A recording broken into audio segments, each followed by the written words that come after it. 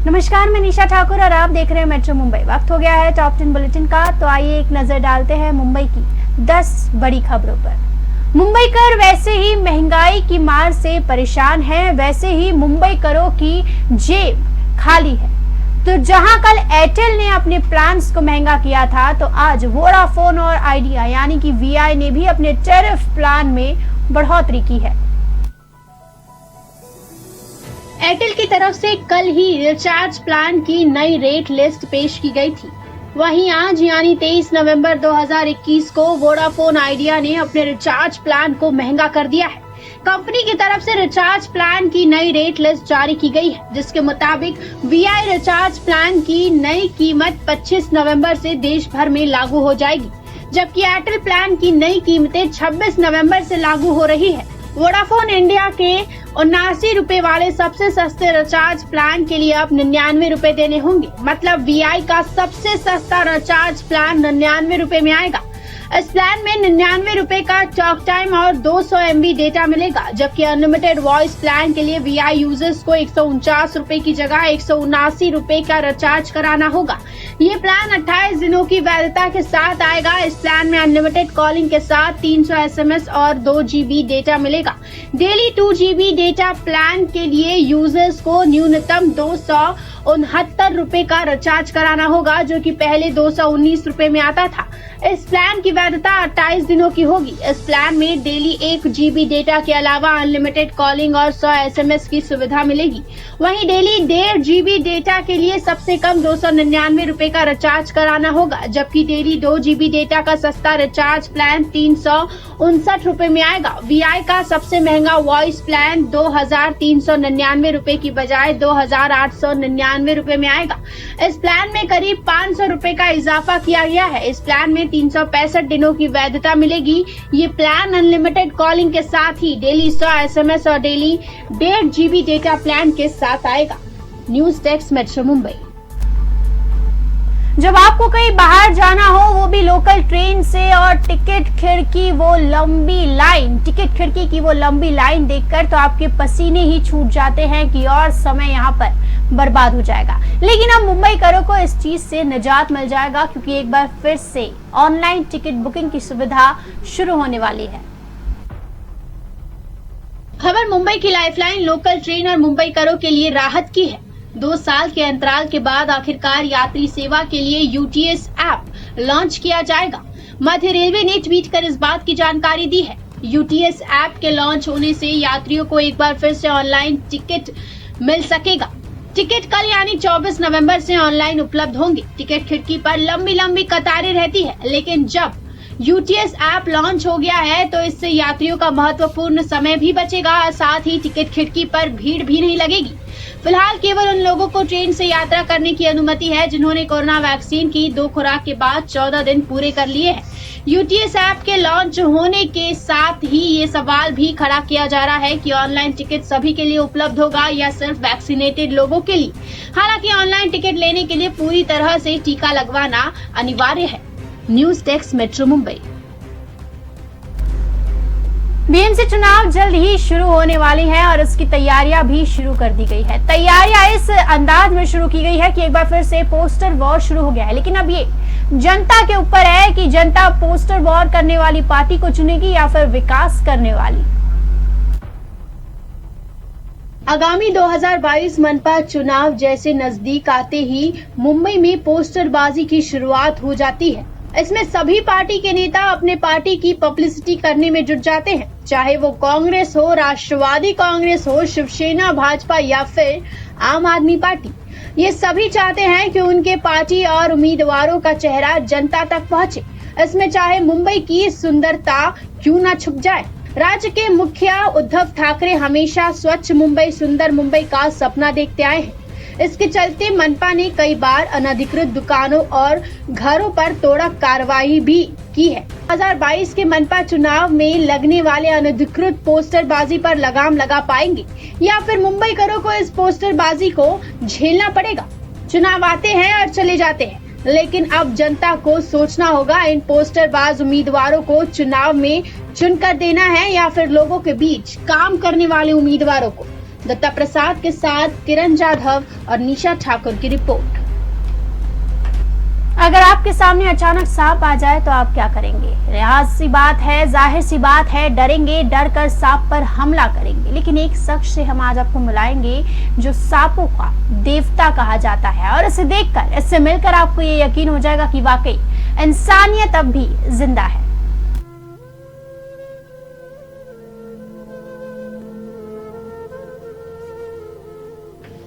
आप ये तस्वीर देखकर थोड़े हैरान जरूर होंगे कि आखिर ये इंसान इस सांप के साथ क्या कर रहा है ना?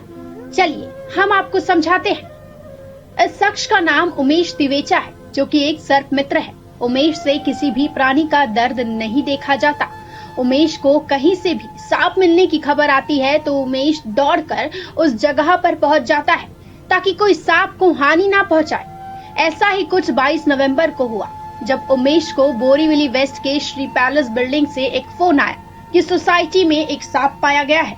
जैसे ही उमेश को फोन आया, उमेश फटाक से श्री पैलेस बिल्डिंग में पहुंचा। लेकिन जब तक उमेश वहां पहुंचते, बिल्डिंग के वॉचमैन ने डर से सांप पर एक लोहे की रॉड से हमला कर दिया, जिससे सांप बुरी तरह जख्मी हो गया। सोसाइटी के लोगों को सांप को घायल करने के लिए फटकार लगाने के बाद उमेश सांप को कपड़े में बांधकर अपने घर लेकर आया। उसका इलाज किया, हल्दी लगाया और जो भी कुछ उमेश कर सकते थे वो सब किया, जैसे कि कोई पिता अपने बेटे के लिए करता है। लेकिन उमेश उस सांप को नहीं बचा पाए, जिसका उमेश को बहुत दुख है। उमेश की जानवरों के प्रति प्रेम देखकर तो ये साफ है कि इंसानियत अब भी जिंदा है। दत्ता प्रसाद के साथ निशा ठाकुर, मेट्रो मुंबई। एनसीबी की कार्रवाई पर सवालिया निशान खड़े हो गए हैं कि एनसीबी की आर्यन खान के खिलाफ कार्रवाई सच्ची थी या झूठी, या महज वसूली के लिए, या फिर कोई और एजेंडा। अब इसकी जांच मुंबई पुलिस करेगी।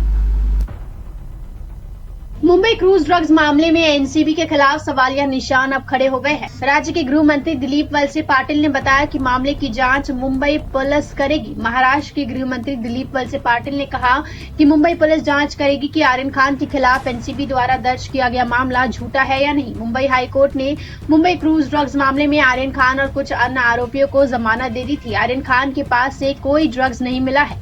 मुंबई उच्च न्यायालय ने 28 अक्टूबर के आदेश की प्रति में कहा कि इस मामले में एनसीबी द्वारा सबूत के रूप में इस्तेमाल किए गए व्हाट्सएप चैट्स में कुछ भी आपत्तिजनक नहीं मिला है। राष्ट्रवादी कांग्रेस पार्टी एनसीबी के नेता और राज्य के अल्पसंख्यक मंत्री नवाब मलिक ने क्रूज ड्रग्स मामले में एनसीबी की कार्रवाई पर सवाल उठाया। एनसीबी के अधिकारी समीर वानखेड़े के नेतृत्व में चलाए जा रहे इस ऑपरेशन ने लोगों पर भाजपा से जुड़े होने का आरोप लगाकर हंगामा खड़ा कर दिया था। बाद में मामले में न्यायाधीश किरण गोसावी पर भी हमला किया गया और उन्हें फरार पाया गया। जहां आरोप नवाब मलिक लगा रहे थे तो वहीं दूसरी ओर मामले में शामिल कुछ लोग गुप्त बयान भी दे रहे थे। आरोप था कि आर्यन खान के खिलाफ की गई कार्रवाई फिरौती के लिए की गई है। News desk, metro Mumbai. Kangana Ranaut की अब मुश्किलें और भी ज्यादा बढ़ गई है। कंगना रनौत के खिलाफ देश के हर कोने में लगभग एफआईआर दर्ज कराई जा चुकी है। अभिनेत्री कंगना रनौत के खिलाफ उनके बयान भारत को 1947 में आजादी नहीं बल्कि भीख मिली थी को लेकर यूपी में गुनाह दर्ज किया गया है। वकील विकास तिवारी ने उत्तर प्रदेश के जौनपुर जिले में एसीजीएम आईआईआई की अदालत में कंगना रनौत के खिलाफ देशद्रोह का मुकदमा दायर किया है। कोर्ट ने मामले की सुनवाई के लिए 29 नवंबर की तारीख तय की है। विकास तिवारी ने अधिवक्ता अवधेश तिवारी और अविनाश चतुर्वेदी के जरिए कंगना रनौत के खिलाफ केस दर्ज कराया है। उन्होंने आरोप लगाया कि 11 नवंबर 2021 को सुबह 11 बजे शिकायतकर्ता ने विभिन्न अखबारों, चैनलों और सोशल मीडिया पर देखा और सुना था कि कंगना ने 1947 में मिली आजादी को भीख बताया था। कंगना ने ये भी कहा था कि भारत को सच्ची आजादी 2014 में मिली थी। ऐसा बयान देकर वकील ने कंगना पर आजादी के लिए कुर्बानी देने वालों का अपमान करने का आरोप लगाया है। कंगना ने समाज में तहलका मचा दिया है। देश की एकता और अखंडता पर प्रतिकूल प्रभाव से देश में गृह युद्ध छिड़ गया है। इसके अलावा 16 नवंबर 2021 को उन्होंने महात्मा गांधी का अपमान कर देश में अराजकता का माहौल बनाने की कोशिश की। कंगना के बयान में शिकायतकर्ता और गवाहों की भावनाओं को ठेस पहुंची है। मांग की गई है कि आरोपी को समन जारी कर सजा दी जाए। News desk, metro Mumbai. Anil Parab के खिलाफ अब एसटी कर्मचारी काफी ज्यादा आक्रामक हो गए हैं। आज उनके घर के बाहर जमकर प्रदर्शन किया गया, यहां तक कि उनके घर के अंदर स्याही ग्रीस भी फेंका गया। मंगलवार को महाराष्ट्र के परिवहन मंत्री अनिल परब के सरकारी बंगले में जनशक्ति संगठन के कार्यकर्ता अंदर घुसने की कोशिश कर रहे थे और जब उन्हें बंगले में जाने से सुरक्षा कर्मियों ने रोकने की कोशिश की तो जनशक्ति संगठन के कार्यकर्ताओं ने अपने साथ लाए काले रंग को बंगले के भीतर फेंकने की कोशिश की, जिसके बाद मामला गर्म होता देख आनन फानन में परिवहन मंत्री अनिल परब की सुरक्षा को बढ़ा दिया गया है। उनके सरकारी बंगले में गैर कानूनी तरीके से घुसने के मामले में तकरीबन 10 कार्यकर्ताओं को मुंबई पुलिस ने हिरासत में लिया है। News desk, metro Mumbai. Paramvir Singh को भगोड़ा घोषित कर दिया गया है। हालांकि सुप्रीम कोर्ट ने उन्हें जरूर राहत दी है कि उन्हें गिरफ्तार नहीं किया जा सकता, लेकिन आज उनके घर के बाहर भगोड़े का पोस्टर लगा दिया गया है। फरार घोषित किए जा चुके मुंबई के पूर्व पुलिस कमिश्नर परमवीर सिंह के मुंबई के दोनों घर के दरवाजों पर मुंबई पुलिस की क्राइम ब्रांच ने प्रोक्लेम्ड ऑफेंडर घोषित अपराधी का नोटिस चिपकाया है। मंगलवार को चस्पा के लिए गए नोटिस में परमवीर सिंह को 30 दिन के भीतर जांच एजेंसी या फिर अदालत के सामने हाजिर होने को कहा गया है। गौरतलब है कि कल ही परमवीर सिंह के वकील ने सुप्रीम कोर्ट को बताया कि वो देश में ही हैं और उनकी जान को खतरा है, इसीलिए छुपे हुए हैं। परमवीर के वकील ने 48 घंटे के भीतर जांच में शामिल होने का दावा भी किया। परमवीर की अर्जी पर उनकी गिरफ्तारी पर सुप्रीम कोर्ट ने फिलहाल रोक लगा दी है। गौरतलब है कि मुंबई की एक कोर्ट ने परमवीर सिंह को भगोड़ा अपराधी घोषित करने की अनुमति दे दी है। जानकारी के मुताबिक यदि वो 30 दिनों में कानून के सामने नहीं आते हैं तो मुंबई पुलिस उनकी संपत्तियों को कुर्क करने की प्रक्रिया शुरू कर सकेगी। बता दें कि गत 22 जुलाई को मुंबई के मरीन ड्राइव पुलिस स्टेशन ने परमवीर सिंह, 5 अन्य पुलिसकर्मियों और 2 अन्य लोगों के खिलाफ एक बिल्डर से कथित तौर पर 15 करोड़ रुपए मांगने के आरोप में केस दर्ज किया था। आरोप है कि आरोपितों ने एक दूसरे की मिलीभगत से शिकायतकर्ता के होटल और बार के खिलाफ कार्रवाई का डर दिखाकर 11.92 लाख रुपए की उगाही की। परमवीर ने मुंबई के पूर्व गृह मंत्री अनिल देशमुख पर भ्रष्टाचार और जबरन वसूली के आरोप लगाया था। मुख्यमंत्री उद्धव ठाकरे को लिखे पत्र में उन्होंने देशमुख पर हस्तक्षेप करने और हर महीने 100 करोड़ रुपए तक की जबरन वसूली करने के लिए पुलिस का उपयोग करने का आरोप लगाया था। News desk, metro Mumbai. Mumbai में जितनी तेजी से कोरोना के मामले बढ़े थे उतनी ही तेजी से कोरोना के मामले घट भी रहे हैं। आइए एक नजर डाल लेते हैं मुंबई में इस वक्त कोरोना की क्या स्थिति है। मुंबई के विभिन्न अस्पतालों में कोरोना मरीजों की संख्या घटने लगी है। अब 2577 मरीजों का ही उपचार जारी है। इसमें से भी केवल 909 मरीजों में ही कोरोना के लक्षण मिले हैं। इसके साथ ही गंभीर मरीजों की संख्या भी घटकर 251 हो गई है।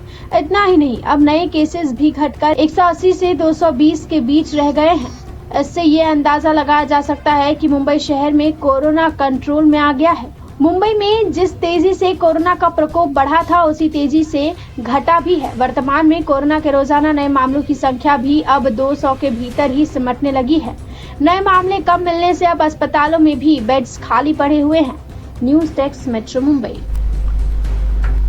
राज्य में और मुंबई में भले ही कोरोना की रफ्तार अब थम गई है, लेकिन राज्य में वैक्सीनेशन की रफ्तार अभी भी धीमी है। इसका कारण ये नहीं कि वैक्सीन उपलब्ध नहीं है, इसका कारण ये है कि लोग वैक्सीन की दूसरी डोज लगाने पहुंच ही नहीं रहे। राज्य के स्वास्थ्य विभाग द्वारा उपलब्ध कराए गए आंकड़ों के अनुसार पूरे महाराष्ट्र में 90 लाख से अधिक लोगों ने कोविड-19 वैक्सीन की अपनी दूसरी खुराक को छोड़ दिया है।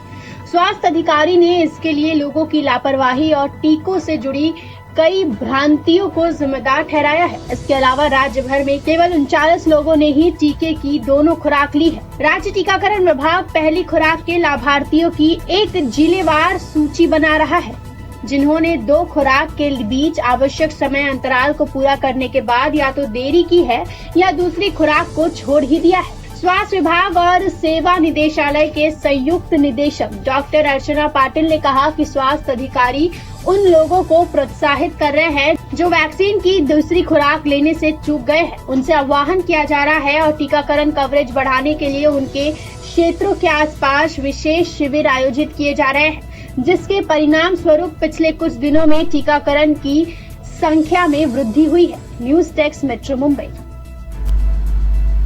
तो ये थी मुंबई की 10 बड़ी खबरें और आप देख रहे थे टॉप 10 बुलेटिन। रोज रात 10 बजे मेरे साथ देखिए मुंबई की टॉप 10 बुलेटिन सिर्फ मेट्रो मुंबई पर।